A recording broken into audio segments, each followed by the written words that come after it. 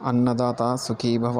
పూర్వం ఒక ఊరిలో చాలామంది కోటీశ్వరులు ఉండేవారు. వారికి ఎన్ని కోట్లు ధనముంటే అన్ని జెండాలను వారి మేడపై ఎగురవేస్తుండేవారు. అటువంటి ఊర్లో ఒకనాడు ఒక సాధువు పుంగవుడు ప్రవేశించాడు. ఆయన ఆ జెండాల గురించి తెలుసుకొని అన్నింటిలోకి ఎక్కువ జెండాలు ఇంటిలోనికి ప్రవేశించాడు. ఆ ఇంటి యజమాని అరుగు మీదే కూర్చొని ఆ సన్యాసిని చూశాడు. ఓహో, ఏదో ఒక వంక పెట్టి నా దగ్గర డబ్బులు కాజేయడానికి కాబోలు వచ్చాడు ఈ దొంగ సన్యాసి అని తలచి, స్వామి, ఈ ఇంటి యజమాని ఊర్లో లేడు, మీరింక వెళ్ళవచ్చును అన్నాడు సన్యాసితో. ఆయనకు వెంటనే విషయం తెలిసిపోయింది. అలాగా, పాపం, నేనాయనకు ఒక గొప్ప ఉపకారం చేద్దామని వచ్చానే, ప్రాప్తం లేదన్నమాట అంటూ వెనుదిరిగాడు. అప్పుడతను పరుగున వెళ్ళి సన్యాసితో, స్వామి, నేనే ఈ ఇంటి యజమానిని, నన్ను క్షమించండి, లోపలికి వచ్చి నన్ను అనుగ్రహించండి అని ప్రార్థించాడు. లోపలికి తీసుకుని వెళ్ళాక ఆ సన్యాసి అతనికి ధర్మ సూక్ష్మాలు తెలియజేయడం ప్రారంభించాడు. చాలాసేపు విన్నాక యజమాని, స్వామి, నా సమయం చాలా విలువైనది. నేనిలా వ్యర్థ ప్రసంగాలు వింటూ కూర్చుంటే నాకు కొన్ని లక్షల నష్టం వస్తుంది. త్వరగా మీరు చేద్దామనుకున్న ఉపకారం ఏమిటో అనుగ్రహించండి అని తొందర పెట్టాడు. అప్పుడా సన్యాసి యజమానితో ఇలా అన్నాడు, నీ ఆయుర్దాయం ఇక 6 సంవత్సరాలే ఉంది. ఇదేనా ఆ గొప్ప ఉపకారం అన్నాడు ధనికుడు అసహనంగా. సన్యాసి అతనికొక సూది ఇచ్చి, ఇది చాలా మహిమగల సూది, దీనిని నీ దగ్గర భద్రంగా దాచి నువ్వు చనిపోయిన తర్వాత జాగ్రత్తగా నాకు చేర్చు అన్నాడు. ధనికుడికి కోపం తారాస్థాయికి నంటింది. నీకు మతి చలించిందా? నేను చచ్చాక ఆ సూదిని నాతో తీసుకొని పోతానా? నీకెలా అందజేస్తాను అని అరిచాడు.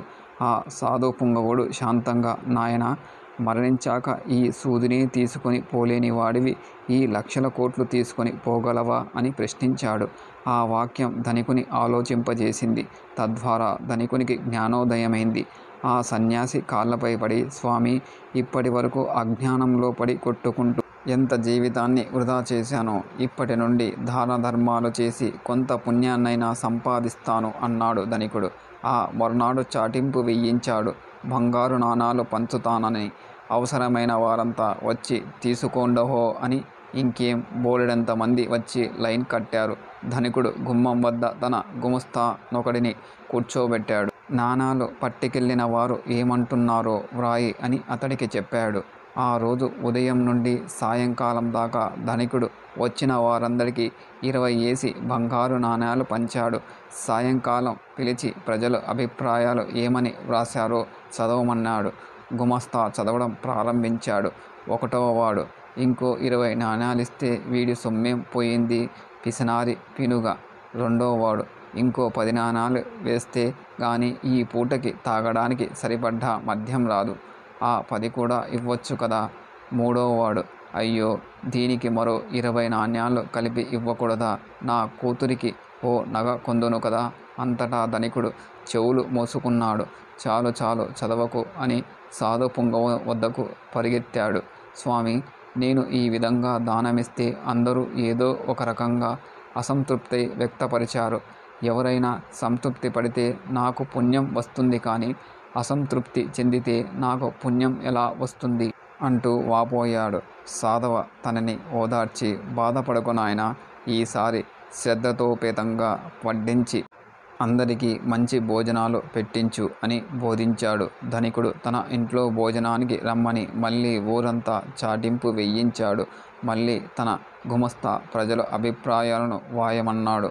మరునాడు రకరకాల పిండి వంటలతో ఊరందరికీ కమ్మని భోజనం పెట్టాడు.